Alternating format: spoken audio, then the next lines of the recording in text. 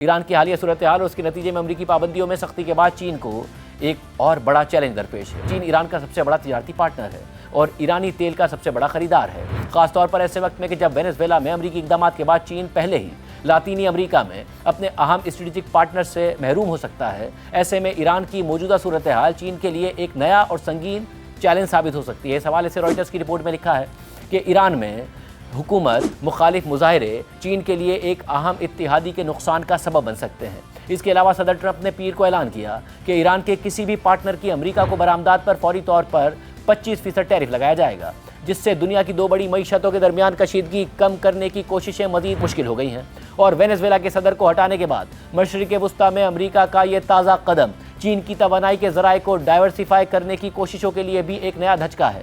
अमरीका की जानिब से ईरान की बरामदात रोकने के लिए लगाई गई पाबंदियों के बावजूद चीन अब भी ईरान का सबसे बड़ा तिजारती पार्टनर है। चीन ने 2025 में औसतन रोज़ाना 13,80,000 बैरल्स ईरानी तेल खरीदा है और ये चीन की कुल तेल दरामदात का तकरीबन 12% बनता है, जिसमें वो तरसीलात भी शामिल हैं जो गैर एलानिया तौर पर तिजारत करने वाली रिफाइनरीज के जरिए चीन तक पहुंचती हैं। रिपोर्ट में मज़ीद लिखा है कि दूसरी जानिब ईरान और चीन के ताल्लुकात गहरे हो रहे हैं। मई में दोनों ममालिक ने आपस में एक बराह रास्त रेलवे राब्ता कायम किया। इसके अलावा ईरान चीन की खुश्की के रास्ते मशरिक़ वुस्ता और यूरोप की तिजारत के लिए एक अहम मुल्क है। ये नया ज़मीनी तिजारती रास्ता सिर्फ 15 दिन में मुकम्मल होता है, जबकि समुद्री रास्ते से तकरीबन 40 दिन लग जाते हैं। ईरान अपनी स्ट्रेटेजिक अहमियत की वजह से चीनी सदर शी जिनपिंग के मशहूर बेल्ट एंड रोड इंफ्रास्ट्रक्चर मंसूबे में अहम मकाम रखता है। चीन ने 2021 में ईरान में आइंदा 25 साल में तकरीबन $400 अरब सरमायाकारी का वादा किया था, जिसमें $280 अरब लागत का कॉकेसस, ईरान और पाकिस्तान ऑयल पाइपलाइन मंसूबा भी शामिल था। जबकि इसके बाद चीन ने खित्ते में